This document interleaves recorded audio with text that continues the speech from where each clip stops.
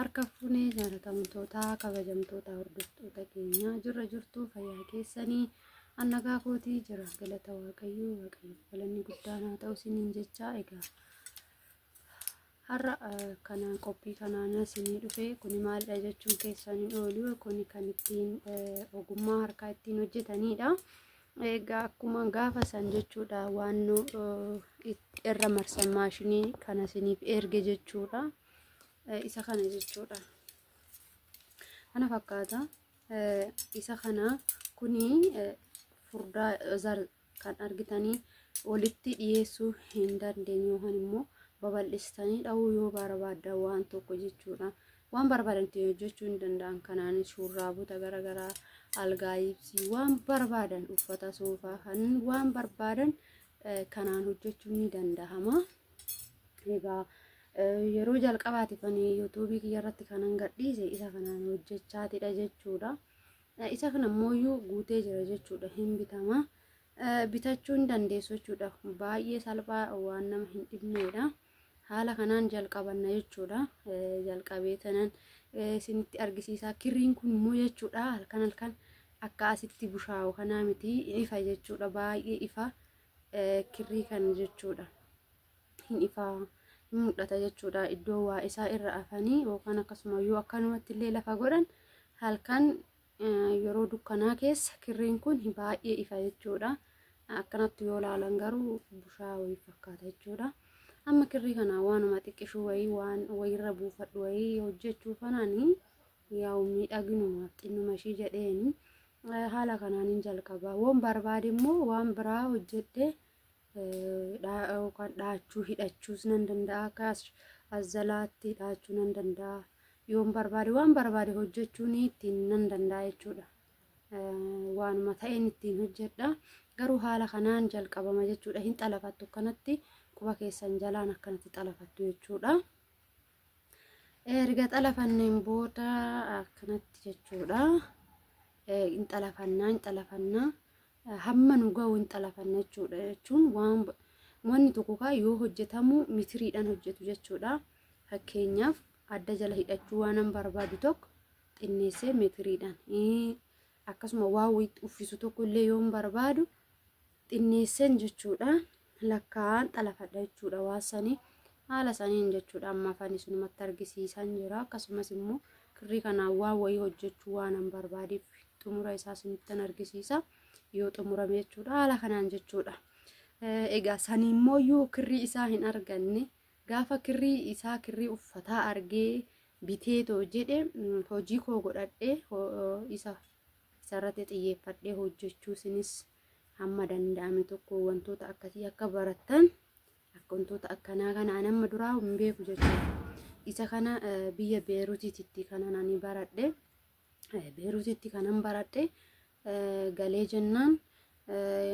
galee jennaanis waan baay'ee ittiin hojjedhe. Fakkeenyaaf kan akka daanteela shinii waa hedduu argitanii waa wayirra bubuusan xarabbeessaa minaaminirra kan bubuusan kana ittiin hojjedheen booddeerra immoo gatee Dubaay deeme jechuudha. Isa kana Beeruutii fide Dubaayitti immoo laalee tanan ajachiisee nan bite jechuudha. Garuu kan achii fide suni qaqalloodhas akkasumas immoo humna haga kanaa hin qabu kan namittiitu naa kenne jechuudha. Achii Beeruuta ani ishiin ittiin hojjettu duubni kunis irraa hin bahu jechuudha. Kiyyammoo kanan ani bite suni haga kana hin gahu jechuudha. Jabaataa akkanaa osoo hin ta'in kan gatiin isaa gadi qinnaasee waan biteef saniifidha jechuudha. Kan na jalaa gadi buhe na jalaa jallataa asiinis gubbaan kun irraa ba'a. Kun amma shaggaa wayiiti jechuudha. Gaariidha namatti tola. Akkasuma kuni miidiyeemidha. Kuni furdaadha.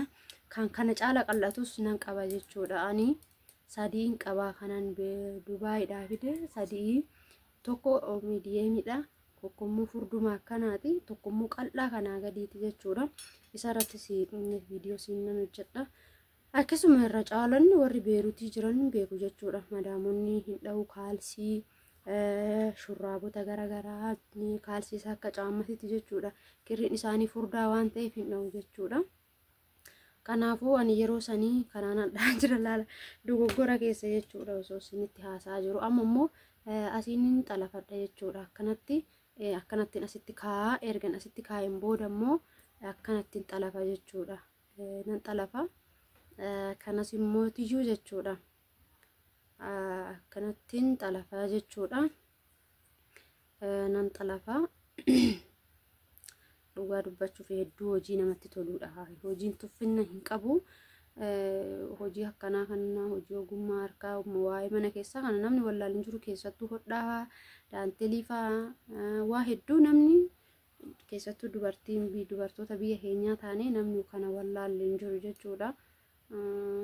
Kana ogummaa harkaatiin beekamna nuti jechuu barbaadetananii kana garuu hin beeknu jechuudha. Nama kana asitti biyya kana keessatti nama hojjetus argee hin beeku, argeetis hin beeku jechuudha. Kan irra maran kanaafi kanneen gadda maashinii isinitti argisiisanii fi kanaan namni hojjetu hin jiru. Namoota achi turanii galan akka kootii madaamii isaanii jalatti ilaalee barate jechuudha. Kun homaa nama dhiba jechuudha. Guyyuma tokko ilaalee guyyuma tokkoon kirrii kana mammaraa oolee guyyaa lammaffaa ofumaafan hojjedhe jechuudha. Waan nama dhibu hin qabu kunoo haala kanaan xalafattu jechuudha. Xalafattanii kaatanii san booda maal gootu guddifattanii jechuudha. San booda guddifattu. Akkanatti hagammoo xinnoo jabaattutti nama dhibdi jechuudha. Akkanumatti suutuma jedhanii godhu isinitti argisiisa jechuudha. Amma haala kanaan xalaftu isinitti argisiiseera. Xalaftanii hunda isaatu haaluma kanaan fixattu jechuudha. Kana akkanatti irrumaa guurtu jechuudha. Akkanatti asitti dabarsitu laala akkanatti jechuudha. Uummata jaalalaa akkam jirtu? Fayyaa keessanii kinoo abbaan miliyoon immoo na faana barachaa jira. Isinillee nu faana baradhaa isiniin jenna. Akkanatti haala kanaan jechuudha abbaan miliyooni. Biyya namaatti dhugaa dubbachuuf wantoota akkanaa kana kan hojjetu irra caalaan dhiira jechuudha. Inni ulfaatu se'ee gaafa eegalu baay'ee ulfaata. Wanni hin beekne tokko nama rakkisa waan ta'eef jechuudha. Meeqoo akkanas siqasinitti mul'adha maaliif mul'isaan jira waan ta'eef kana fakkaata. Inni salphuma se'ee garuu hin ulfaata jechuudha. Nama beekuttuyyuu hin ulfaata. Sanuu yeroo jalqabaa kana nama dhiba haga xiqqoo ol sixxutti. Kanaafuu jechuudha mee amma isin hundi keessanuu jechuudha akkuma abbaa miliyoon kanatti na bira taa'atoo viidiyoo koo daawwachaa yaalaa isiniin jechuun barbaada. Akkasumas immoo viidiyooleen biroo hin jiru jechuudha kan afaan birootiin hojjetaman Ingiliffaa wantoota akkasii Faransee kanneen kan hojjetaman akkasuma Arabaan kan hojjetan hedduu isaaniitu jira. Irra caalaan kanneen kan hojjetu dhiira jechuudha. Shurraabii garaagaraa wantoota hedduu kan ittiin hojjetan warroota dhiirati jechuudha. Isinis nurraa laaluu hin dagatinaa isiniin jenna. Hinoonni haala kanaan hojjechaatiin jirra jechuudha. Isiniin jenna abbaan miliyoon kinoo baradhu malee mee jedheetuma eegalee akkam goggoote.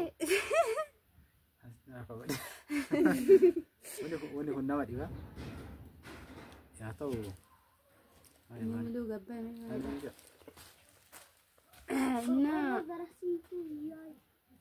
qorqoorroon keenya miti iyyaa maalidha qorqoorroon dhaggeeffattu deemachuma si akkasanii yaadii kana guyyaa tokko inni irra oode nan baradhaa.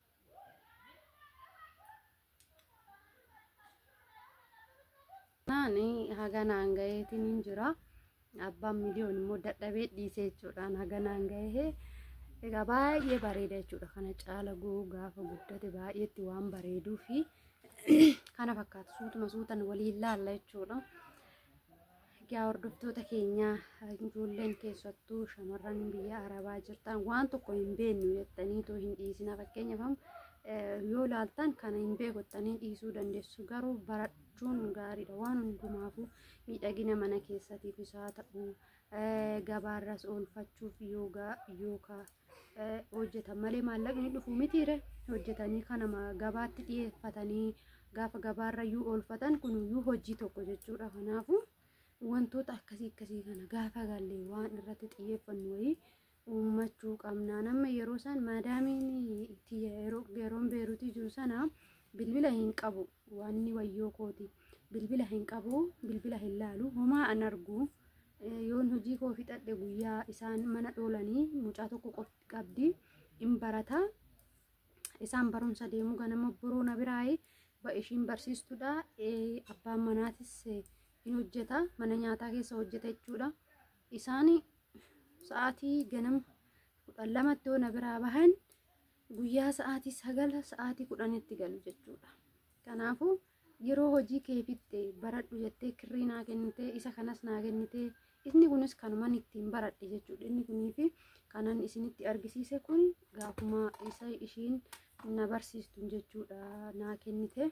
Egaa kuni baay'eetti hojii addaati jechuudha. Waan baay'een hojjedheef hidhamu kirrii babbareeda waan natti kenniteef jechuudha. Yeroo sanitti kirrii babbareeda kana naaf hojjedhetti natti kenniteefi shaashii akkasitti darbatan kana jechuudha, mormarra buufatan yoo barbaadan kan hidhatanirra jechuudha. Nan hojjedheefi hiriyoota ishiitiif jechuudha kennaa kenniteef jechuudha. Kuula baay'ee bareedu tokko jechuudha kan ishiin naaf kennite yeroo sani jechuudha. Kan natti kennitedha jettee to'i kuula sanirratti hojjedheefi dura kuuluma haa ta'uudhuma wayii kanuma akkanaa tokko natti kennite. Isaa kana kan akkanaan baradhe. Ergan isaan baradheen booda kuula bareedaa kan seeran miidhaguna bittee kennatti kennite. Laala sixootaa yookaan kennaa hiriyoota ishiitii kennite jechuudha. Shaashota sanii maaliifi kana ishiitu na barsiise. Sana booddarres immoo gaafan galusi meeshaa kana na biraan hambifanne meeshaa kana naaf kennite. Kanuma ishii akkasitti hangalee jechuudha. Kana fakkaata waanuma ta'e hunduma hojjennee ilaallee yaallee haa barannu. Wanti yaaliidhaan hin taane tokko immoo hin jiru jechuudha. Gaafa biyyatti gallee hojii dhabne maal goonaa nama dabbara biyyuma Awurooppaa sanitti deebuu naa wayya jenne garaa keenya lamaan goonu jechuudha.